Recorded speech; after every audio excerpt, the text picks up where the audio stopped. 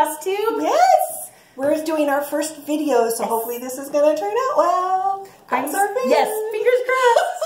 I'm Stephanie. And I'm Wendy. And we are Pixie Dust Stitchers. Yes. We kind of came up with the name because we both are Disney fans.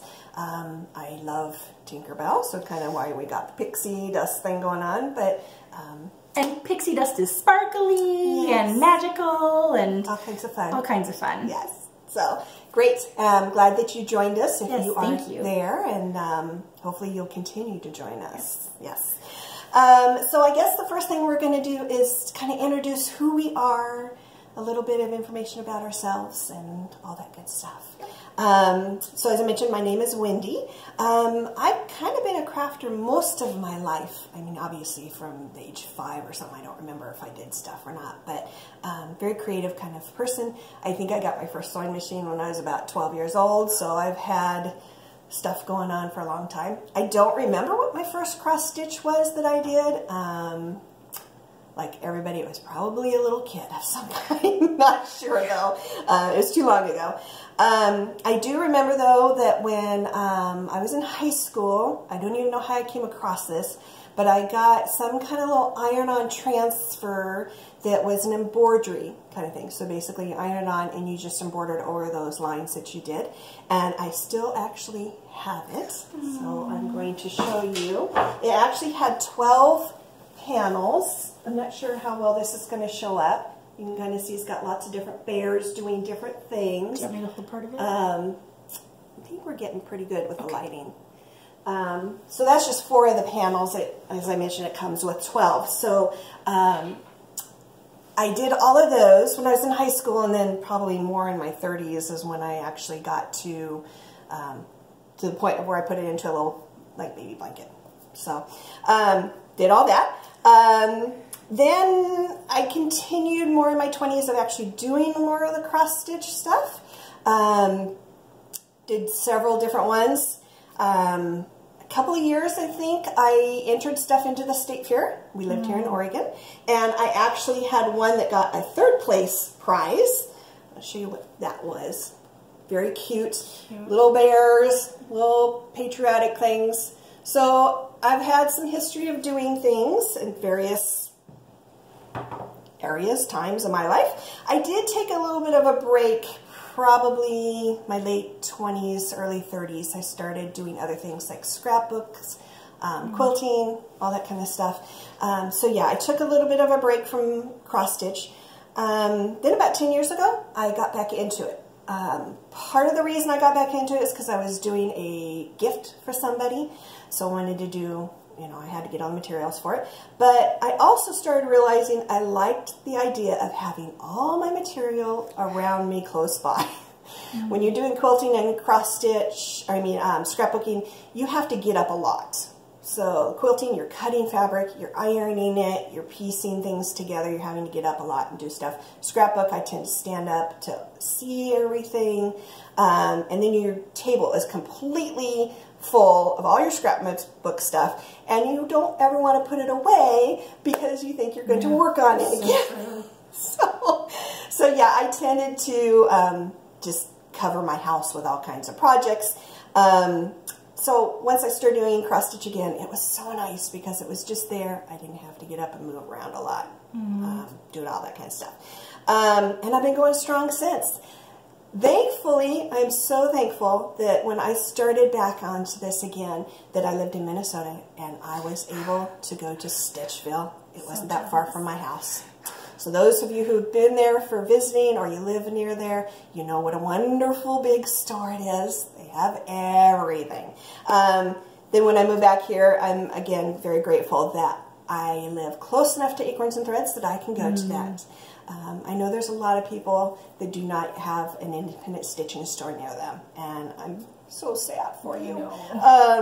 But it's been very nice having those nearby, and I can get whatever I want and look and shop and all that kind of good stuff. Besides the stitching and crafting aspect, I love being outside. I'm an outside kind of girl. When the weather cooperates, I usually am outside from the time I get up until late afternoon. Most of the time that is doing yard work. I get you know, immersed in it, and I just kind of keep going, and I forget how long it's been that I've been out there, and I just want to keep going. I want to keep doing my projects and keep getting more things done, making the yard look nice. So I tend to do that. The other things I like to do, ride my bike. I kind of wish Oregon had more bike paths. Mm-hmm. We had a ton of them in Minnesota. They were everywhere. I don't really like the idea of riding on the side of the road. Doesn't really thrill me too much. But I do like to ride my bike. I love to hike, and I like to kayak. Got my kayak when I lived in Minnesota. Had the advantage of 10,000 plus lakes to go to, so I could kayak just about anywhere I wanted, which is nice. Don't have quite as many lakes here, but I do find some, and I get out and do it. And I love to camp. Don't get to do that very much because my family doesn't care for it. And when I camp, I prefer the tent camping. Rather than glamping? Well, it got a little bit of glamping because we do use the inflatable mattresses. Sure. You know, you got your kitchen all set up on tables outside, but no, that's still camping. It's still camping because you got that fresh air. Even when you're sleeping in a tent, you are breathing that fresh air. So nice. It's just, This is great. I love campfire This smell. is great. Yes, and the campfire, I can just sit around there at night. Everybody else has gone to bed, and I'm still poking the fire, keeping it going. So, yes, those are kind of the things that I like to do. A little bit about me. Well, I'm Stephanie, as I said. I have been stitching since I was about 10. I actually remember my very first project. It was, I got it in school. We were actually, it was like 5th grade, and it was a little like mason jar top that had a little bit of Ada in the inside, and all it was I heart you. And that's all that it was. I don't have any idea where it is, and I'm pretty sure we weren't actually really taught technique, but I loved it, and ever since then I have just loved it. And my mom actually went to a garage sale when I was young and brought back a partially done cross stitch, and I completed it. It took me forever because it was fancy and I didn't know what I was doing, and I knotted the back of my thread, my floss. I did everything wrong. As Janine and Acorns always says, there's no rules, but really you should really knot your There's no floss. rule police. Right. But you really should knot your stuff if you can avoid it. And mine, I had big knots. But I've been cross stitching over the years. It's one of those things that I would pick up and then put down. I've always loved it. It's always been a huge passion of mine. But I was a monogamous stitcher, and I only knew kits. My whole life, all I ever knew was kits. Ada and the floss that you got from the kits. The only time I ever went and bought DMC was actually when I was making friendship bracelets. But I never actually went and bought DMC to work on a cross stitch project. Yeah. So that's all I knew. I didn't know that there was anything out there other than Ada and just the kits that were out there. And so I would do one kit at a time, and sometimes if I got bored, I'd put it away and do something else. I wouldn't really say a scrapbook, but I did a lot of card making. I got into a particular company that you and I did. I actually was a consultant for a little while, but really I didn't do it to make money. I did it so I could get a discount on the stamps. Yeah, truly, that's why I did. So I could, because that stuff is expensive. And so if I could get discounts on the stamps and the ink and the papers, that's what I did it for. And still have all that stuff. I don't really do it. I have a Cricut. I use that some of the time. Never got into quilting. I really want to start sewing again. I haven't sewed since I was like in home ec in grade school, but I loved it. I'd like to do more stuff, but yeah, cross stitching is my passion, and I've really learned. I found out about Acorns and Threads in Portland, and that has become just the most magical place for me. And like Wendy said, I feel really bad for people who don't have a local needle workshop, because it is truly magic going in and being able to see everything on the walls and being able to pick and choose. And I've really started branching out, and I don't just do everything that's called for. Like, I'll use that as a jumping off point, but I really, if there's because a lot of times, as you know, a lot of you know, the picture doesn't do justice to what everything looks like. And there are times when I really actually like the colors in the photo better than the colors in reality. So I'll actually pick colors sometimes off of that and just do that. But yeah, so I love cross stitching. I am married. I have, I'm a stay-at-home wife, and I like to do a lot of things. I like to camp, but we haven't been camping in forever.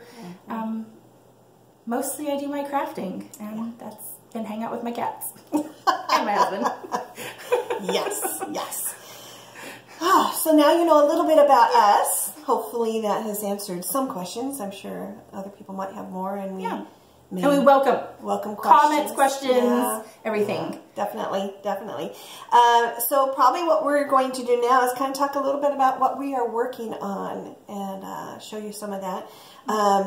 Stephanie mentioned that she's a monogamous stitcher. I am a little bit. I do branch out and have some whips, but I am not one of those that has 10, 20, 30, 90 kind of cross stitch. I just can't do that. I can't have that going on. It just would kind of blow my mind and drive me a little crazy. Yeah, we're not like Bendy. Michelle, no, you are crazy. You're amazing and crazy, and I just don't understand. Maybe someday. Maybe. So anyway, getting on with what we've done, I've got all mine kind of laid out here. The first one I'm going to mention is Esthers Wave.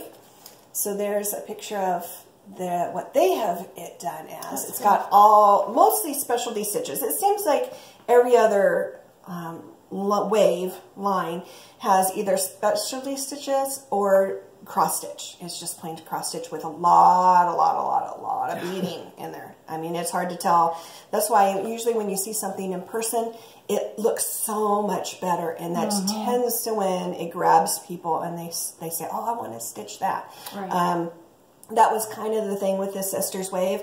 I had seen the pattern before, but I wasn't like, oh, that's really pretty, but you know, I wasn't really drawn to it until I saw Janine's from Acorns and Threads.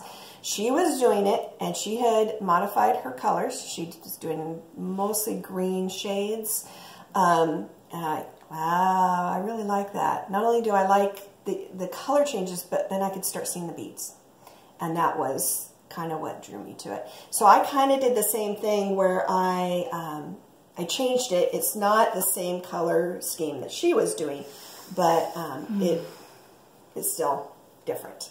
So it's much more of the blues and the greens, and I'm not sure if you're going to be able to see. I mean, you can see the specialty stitches. You can kind of see the beads. There's a lot. Every single wave has a ton of beads in it. So there's a lot going on there. I love it. It's a lot of fun. It's something different. It's not just plain cross stitch. So that helps a lot in kind of breaking things up a little bit. Let's see what else we have. My next one is a Flamingo. Let's see if I can get that so it's not glaring. This is just out of a cross stitch, the cross stitch book magazine. Love it. I don't know why I love it. I mean, flamingos are either you really like them or you just don't care for them. And I like them. I don't know that I want to have my yard flocked. Was it more the colors that you were drawn to, though? I mean, because the colors are stunning. I know. The way that, because you do a lot of blends. It's used DMC, but you're using combinations, so you're blending. Tweeting and stuff. Yeah, it's just, it's beautiful the way that they've blended the colors and everything. And I'll show you how far I've gotten. So that's what I've done. His legs are pretty much done. Can't see his behind as much, but it is done. So I've got more of his back to do and the neck and head. But I'm really close to finishing it. So yeah, it's really pretty. Really pretty. So enjoy doing that. In case you were wondering, that's on a 28 count cashmere linen. It's a vintage country mocha is the background fabric. So it's got a little bit of a different look. It's not just, in this one, it's just on a plain kind of cream colored, and I wanted something a little bit more with movement to it. Yeah. The next one, this is the one I'm really going a little bananas on right now, and I've been focusing most of my time on that. And it is Birds of Paradise. So it is one of those Russian kits. It did actually come with everything. Came with the threads, which are not DMC. I don't know what company they are because I didn't recognize it. Came with the Ada fabric. because so much of the background shows, you can see there's a lot of black. I didn't want Ada because I didn't want it to show up all the holes and everything. So I went and got my own fabric and kind of did it from that. And so this is what I have done so far. The colors are extremely bright and vibrant, and I love it. And I know a lot of people out there are groaning because it's on black. If you haven't worked with black, it does make it a little bit more difficult. And different people are going to have different techniques. So some people prefer to have a light behind the fabric to shine up and to see the holes. I have a smaller count. You know, it's just, there's so much light that shines through, it's hard to tell where the hole is for me. I personally prefer to have a light just coming over the back, just like a normal project you would have. And it's not so much light shining up at me, but it's enough that it shows the dimples where the holes are. So I can find the holes much easier that way. You're just going to have to, if you ever decide to do black, you're going to have to just see which way works best for you. You're going to have to play with it because it's, each person's different. Each person has their own choices. Well, as I said, when I stitch a lot of times, especially when we're acorns, the light is so bright. I actually have to have something dark behind. Otherwise, I can't see. It's like totally blown out and I can't even see the holes at all. So, I was going to have you show your needle minder. Oh, it's so cute. I want her so bad. Infatuated with my needle minder. Cute. So it is a little owl in a dress with a fan. She's so cute. And I don't know, you can see there's kind of this little bow thing dangling down here. So when I got this, it was at an antique store. And I think it's meant to be like a necklace or something. Because this does have a little ring on there to hold some kind of necklace. Or if you wanted to put it as a bracelet, I guess you could. So I made it into a needle minder. It's perfect. I glued the magnet on, and I just love her. She's adorable. She's great. Cute. So cute. So cute. And Stephanie wants to steal her. I do. I really, really do. But it would be pretty obvious that I had stolen it. Oh, the last project for cross stitch that I'm working on is a Haid. As y'all know, Haids take years to do, and I don't even know how many years I've worked on this. I've had stops and starts, and usually those stops were around the times when we moved. So we moved from Minnesota here. We were just living in an apartment for a little while, and then we moved into the house we're in right now. So big gaps of times where I would stop working on it because it just wasn't feasible to do it. And you kind of get, like My Little Bird's Paradise, you kind of get sucked into other things and you forget to do it. So my Haid is the Treasure Hunt bookshelf. I'm sure if you've looked at Haids, you've probably seen this. I have been working on this for years, over various times with my breaks and everything. I'm about halfway through. I am not the kind who, I don't park, I don't do blocks, I just kind of, because this is so much confetti, there's so many color changes so often, that it is really hard to park. So I just do the colors, and if they wind up through a few different blocks, then that's where I'm going to end up stopping. I don't necessarily have, I do tend to work across in rows, so I have the block of 10, and I kind of stay within that, but not necessarily. And I work all the way across because I'm on a scroll frame. And so it's easier to go across than coming down and moving that scroll up and down. Makes sense. So that's kind of what I do. And so far, let me see if I've got this up correct. This is how much I've done. Jan. Sure. I just can't see the camera, so I'm not sure where I'm at. So as you can see, it's about halfway. I've got two of the 4 shelves done. And it's getting there, but as I mentioned, since it's already been years, it's going to take many more years still before that is finished. I'm trying to get back into it and do a lot more on there, but like I said, you got to get sucked into other things, and summer's going to be around the corner pretty soon, and the outdoors are going to be calling me. The only other thing that I've really been working on besides stitching, but stitching related, are project bags. I've started making project bags. I have recently stopped working. I quit my job part of it was due to an injury that I got, so it was just easier to not do that than try to just get scheduled very few times in order for that to heal, because it seemed like every time I started working again, it would start bothering me. So I decided to stop. May get a job again later. That's kind of the plan for now, but who knows. If I could ever make something like this project bag work out to financially support us somehow, then maybe I would stick with that, but I don't know. So I'm going to show you a few of the bags that I've done so far. And all of them I tend to want to put on these lovely charms for the zipper pulls. There's that one. So as you can see, there's the lovely little zipper pull. Another one that I did, something fun and pretty, purple with the lace. It also has a little dragonfly on there. I do have some that have the vinyl. So as you can see, it's very pretty through here, but the bottom part is vinyl, and it does have these lovely little metal beads for that. And another fun one for those that like this kind of stuff is the sugar skulls, and it does have glittery, sparkly sugar skulls. I don't know if we can see those or not. It's not really showing up. The silver is usually like a glitter, but then the zipper pull also has a little skull on the bottom, cute, with the colored beads to match all that. So I am getting into those. I've got others in the works, and so we'll see if that can ever come to anything or not. So those are the things that I have been working on right now that I can remember. There might be some whips somewhere that I have forgotten about, but that's kind of what I've been doing now. Nice. So let's get into yours. Well, I have a couple of projects that I just got completed. I am doing the Stitch 9 challenge that Michelle Rudy created, and it's really, I decided to do it because I needed to challenge myself to do more throughout the year. Unlike a lot of stitches out there, even though it's a huge passion of mine, it isn't all I do. I dream about it, I think about it constantly, but as a lot of you know,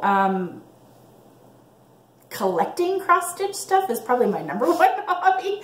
I am obsessed with kitting things up. And because I'm relatively monogamous, I have a ton of kits, but I haven't started everything. But I'm kind of getting into this phase now where I really actually, I think somebody called it start-itis. I kind of do. I'm like start-pocalypse for Bendy. Yeah. Not to that level. Not Bendy's level. But I really am like, I kind of want to stitch all the things. Yes. And so it's going to be a challenge for me. Not going to be really huge projects, but I want to stretch myself for me. I think I did 6 projects last year, and that was a lot for me. Yeah. So this is what I finished. This is a freebie from the Snowflower Diaries. It's called Wonderful World, and it was January. It is so cute. Thank you. And I did it on 40 count. And this is my first time on 40 count. Actually, I just started stitching on linen last year. I started, I think, my first project in March. Yeah. And I am obsessed with linen. I don't ever want to do anything other than linen. Truly, I don't. My very first project was a little shepherd's bush kit, really tiny. I've got it over there somewhere. Yeah. And I loved it, and I don't ever want to go back. Yeah. But I thought I'd only be comfortable with like 28 or 32. And I'm actually finding, as I continue on, I love the bigger counts. I mean, yeah, I like the tinier holes. Because I like doing one strand of floss. Yeah. I think the tension for me, the stitches lay flatter and just look nicer. It's easier to control once. Yes, it really is, and I'm just loving it. And so actually at the Acorns gathering, I won 46 count. Oh my! And I can't wait to start trying this because that's exciting. So then while we were there, actually we got a exclusive kit designed for Acorns and Threads. By Kitten Stitcher, Shakespeare's Peddler, and it's called Friends Gather. I don't know if you can see that okay. And I loved that teal color so much. It was supposed to be up here in the 2019, and the words Friends Gather was supposed to be done in this brownish color and switched. And I loved that teal color so much that I switched them out, and I liked it. But can you guys see the play? Acorns and Threads. So cute. Love it. And it turned out really well. I love the color of the fabric. I'm really learning. This is a 32 count Weeks dye. Not my favorite fabric. Weeks dye works fabric, especially on like 32, really loosey goosey. Yeah. And I don't enjoy that. So as I said, I really like stuff on 40 count. And then what I'm working on right now, so I have a couple. So that was actually 4 whips for me this year, and I have 2 of them done, but 4 whips. Yay. That was whoa. Yes. So I have this one that I'm still working on. It is the Scarlet House Coverlet Christmas, and this is all I have done so far. But it's on, I think, vintage lentil, and it's done with silks, Belle Soie, and I've never done silks before. You like it? And I do. Yeah. It's really, really nice. It's really smooth. Nice, smooth and feels good and everything. Yeah. Really, really liking it. All the good stuff. And then one of my newest obsessions, I actually have to do a total shout out to Janine McGowan at the Blue Flower. Or Blue Flower Stitching. Oh, yes. Bendy just had a video with her. So jealous. Love it. Hi, Janine. You are amazing. I'm obsessed. I mean, she had her trunk show at Acorns and Threads a couple months ago. Yeah. And I think I bought like half of your stuff. I own so much. I love it. And your new stuff that's coming out at Mashville. Yes. Like your, as Bendy was saying, the Auto Squirrel. Oh, I'm so on Auto Squirrel. Like whoa. And so right now I'm working on my actual first one though. It's Spring Magic by the Blue Flower, and it's so stinking cute. Yeah. The colors are so pretty, so cute. Yes. Haven't gotten super far, but this is on, it's 40 count. I don't remember what it is. But got some flowers. Yeah, and I've got little stems, and so just started, but I'm really liking it, and I think it's turning out really nicely. Yes. And so those are the projects that I'm actually working on. Cool. And I forgot a book. Can I show something? So I forgot when I was doing the how I got into it. I just want to show a couple things, old projects. I don't know where all my old projects are, but just kind of want to show you what, like the kits that I used to work on. So this is really pretty. One of, but like as you can see. I mean, the backs. The backs, don't look. No. We don't see them anyway. It doesn't matter. But I am kind of obsessed with my backs now, of getting them nice. But yeah, so anyway, that was one. And this one. Yes. And that was actually my first time using that, what is that? That sparkly... Krinda? Yeah, it came in the kit. Something like that? Yeah. This one, pardon the hoop marks, I've still not even finished it. But I love this one. I actually almost want to restitch it. It's the Mason Jars Dimension Kit. Yeah. Oh, I love this. The only thing is, I just showed you the back. Hi. Well, see, and I didn't even realize look at that. That was the whole back. Well, there you go. Oh my gosh. And then this right here, though, I hated the way it was charted, so I ripped it all out, and I honestly just freehanded these little flowers. Nice. Because I didn't really like the way it was looking. So yeah, well, that's kind of what embroidery is like. You just do what you want. Yeah. And make it look the way you want it. And as you can tell, I don't fully finish anything. It's terrible. So this is my first Plum Street that I ever did, which and I'm obsessed with Plum Street and with Needle and Thread. If we were like, those are your peeps. Yeah. And I did French woolens. Nice. Love this. I actually want to the sheep are so cute. I mean, sheep as French tea towels. Can you just die? I mean, have you seen this one before? I've heard about it, but I haven't seen it. So cute. It's ridiculous. And then Miss Lynette Linen by the Primitive Hair. Yeah. I didn't stitch the linen, the word linen above it, because I wasn't sure what I was actually thinking about making her into a little stuffy. And I thought that would be cuter than having the linen. Yeah. And then this was my very first linen project last year. Just a little shepherd's bush. And I loved it. And if anybody is thinking about going from Ada to linen and wants to give it a try, do something like this. Yeah. It's really not intimidating. Nope. And it gives you a chance to try something without worrying about it. Even if you have really good eyes, I know people who have good eyes tend to not have a problem seeing, but it becomes very quickly apparent that you probably need a magnifier. Yeah. I use readers.